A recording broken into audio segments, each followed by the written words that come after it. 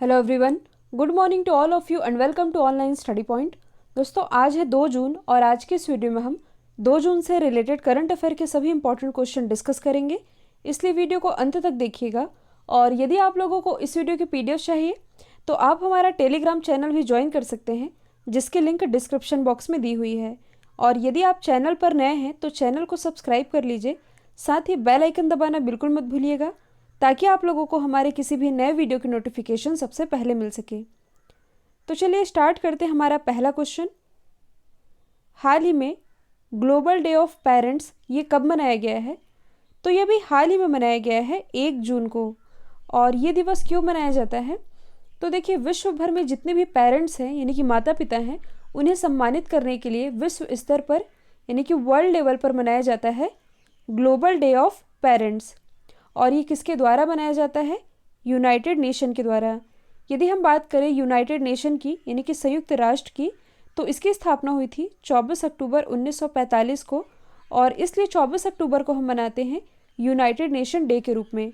इसका हेडक्वार्टर कहाँ स्थित है? न्यूयॉर्क में। और अभी हाल ही में जो न्यू वर्ल्ड वेल्थ की एक रिपोर्ट जारी की गई थी, न्यू वर्ल्ड वेल्थ की रिपोर्ट के अनुसार जो न्यूयॉर्क है ये विश्व का सबसे धनी शहर है। और प्रेजेंट टाइम में इसके महानिदेशक कौन हैं? तो ये हैं एंटोनियो गुटेरेस।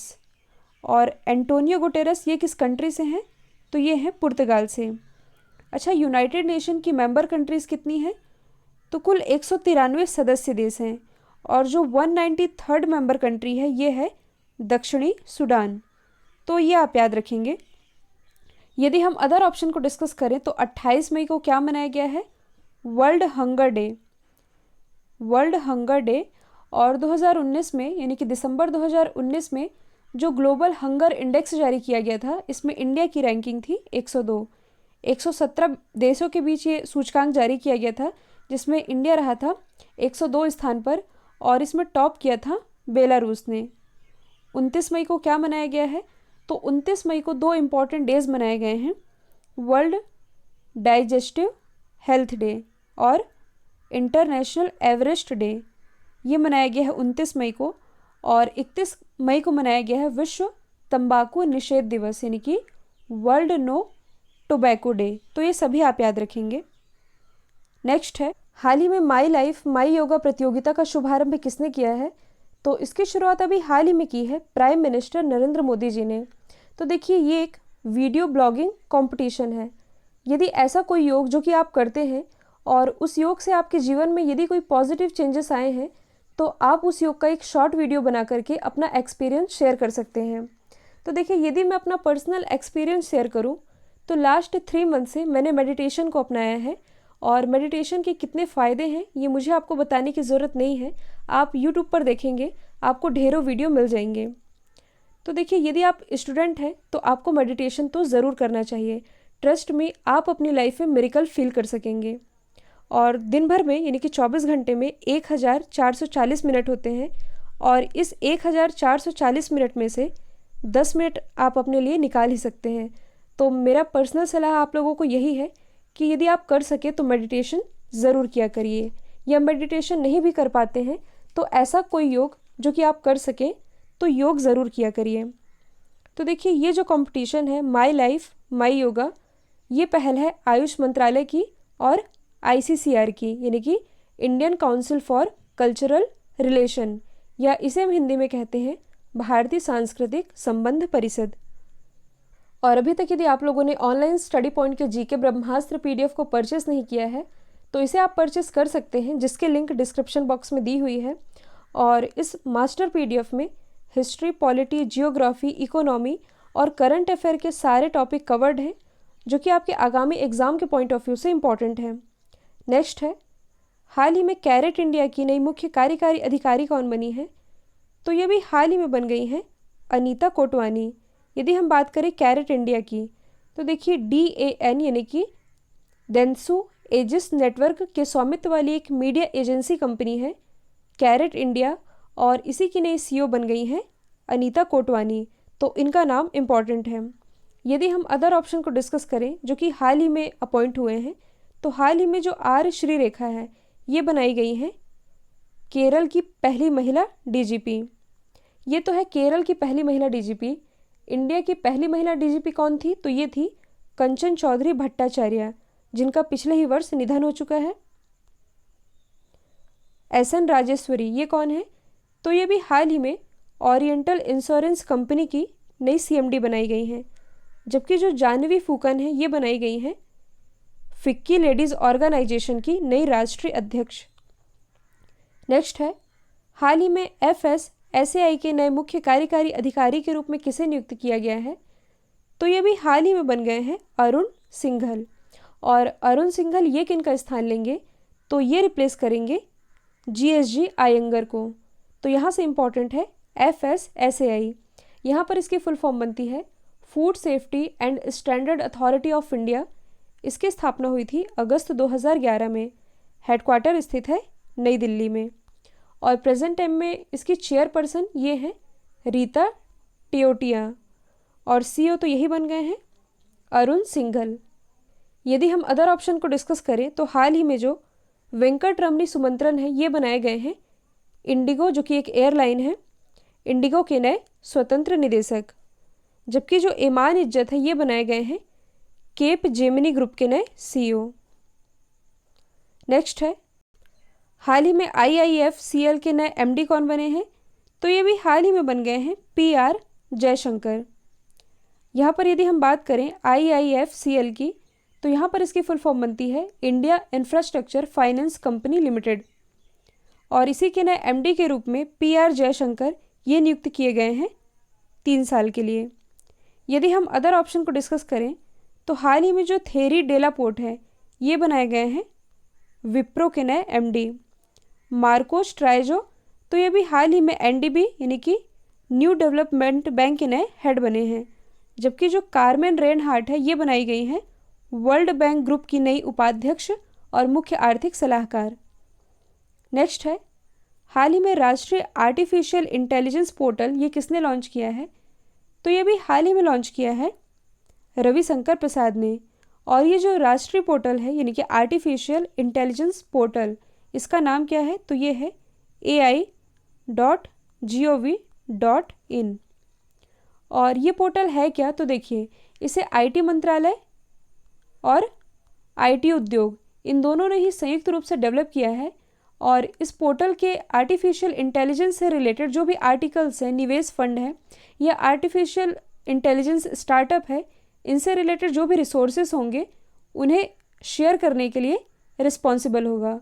और इसे ही लॉन्च किया है रविशंकर प्रसाद ने। यदि हम बात करें रविशंकर प्रसाद की तो ये प्रेजेंट टाइम में हमारे केंद्रीय इलेक्ट्रॉनिक्स और IT मिनिस्टर हैं, साथ ही कानून और न्याय संचार मंत्री ये हैं रविशंकर प्रसाद। और इनकी कॉन्स्टिट्यूंसी क्या है? पटना साहिब, बिहार। और देखिए, हाल ही में यानी कि नवंबर 2019 में ही जो रविशंकर प्रसाद है इन्होंने एक स्टार्टअप हब पोर्टल लॉन्च किया था जिसका नाम था भीम 2.0। तो ये भी आप याद रखेंगे। नेक्स्ट है, हाल ही में BCCI ने 2020 के राजीव गांधी खेल रत्न पुरस्कार के लिए किस खिलाड़ी को नॉमिनेट किया है? तो हाल ही में BCCI के द्वारा ये नॉमिनेट किए गए हैं हिटमैन रोहित शर्मा। ये है भारतीय क्रिकेट टीम के ओपनर रोहित शर्मा, जिन्हें की नियुक्त किया गया है 2020 के राजीव गांधी खेल रत्न पुरस्कार के लिए। तो सबसे पहले हम जान लेते हैं इस अवार्ड के बारे में। देखिए, भारत में खेल जगत का सर्वोच्च अवार्ड ये है राजीव गांधी खेल रत्न पुरस्कार। लेकिन वर्ल्ड में पूछा जाए तो वर्ल्ड लेवल पर जो खेल जगत का सर्वोच्च अवार्ड है ये है लॉरियस स्पोर्ट्स अवार्ड। लेकिन यहाँ पर हम बात कर रहे हैं राजीव गांधी खेल रत्न पुरस्कार की। इसकी स्थापना हुई थी 1991-92 में। और इसके पहले विजेता कौन थे? तो ये थे विश्वनाथन आनंद। और ये रिलेटेड थे चेस से। देखिए, हम रोहित शर्मा की बात कर ही रहे हैं तो यदि आप करंट से रिलेट करेंगे तो हाल ही में इन्हें ला लीगा, जो कि एक स्पेनिश फुटबॉल क्लब है, इसके ब्रांड एम्बेसडर बनाए गए हैं रोहित शर्मा ही। और राजीव गांधी खेल रत्न पुरस्कार से रिलेटेड एक और फैक्ट आप याद रख सकते हैं। 2019 में विनर कौन थे? बजरंग पुनिया और दीपा मलिक। और 2018 में विनर थे विराट कोहली और मीराबाई चानू। तो ये भी आप याद रखेंगे। नेक्स्ट है, संयुक्त राज्य अमेरिका ने किस संगठन के साथ हाल ही में अपने संबंधों को आधिकारिक रूप से समाप्त कर लिया है? तो इसने अभी हाल ही में अपने सभी संबंधों को आधिकारिक रूप से समाप्त किया है WHO के साथ, यानी कि वर्ल्ड हेल्थ ऑर्गेनाइजेशन के साथ। आप सभी जानते हैं कोरोना वायरस की जो शुरुआत हुई है ये हुई है चाइना के वुहान शहर से। तो जो अमेरिका है वो ये चाहता था कि इसकी एक स्ट्रॉन्ग जांच हो सके, और इसके लिए अमेरिका WHO को काफ़ी फोर्स भी कर रहा था, और चाइना के ऊपर भी काफ़ी आरोप लग रहे थे, और WHO पर भी पक्षपात करने का आरोप लगाया था अमेरिका ने। और अब ऐसी न्यूज़ आ रही है कि अमेरिका ने अब अपने सभी रिलेशन को WHO के साथ समाप्त कर लिया है। तो यहाँ से इम्पॉर्टेंट है WHO, यानी कि वर्ल्ड हेल्थ ऑर्गेनाइजेशन। इसकी स्थापना हुई थी 7 अप्रैल 1948 में। हेडक्वार्टर स्थित है जेनेवा, स्विट्ज़रलैंड में। प्रेजेंट टाइम में इसके महानिदेशक हैं टेड्रोस अदानोम। और जो WHO है इसने वर्ष 2020 को year of nurse and midwife के रूप में मनाने की घोषणा की है। अब हम मैप के थ्रू डिस्कस कर लेते हैं USA के बारे में। तो देखिए ये स्थित है नॉर्थ अमेरिका में, ये है साउथ अमेरिका, ये है अफ्रीका, ऑस्ट्रेलिया, ये है अपना एशिया, और ये है यूरोप।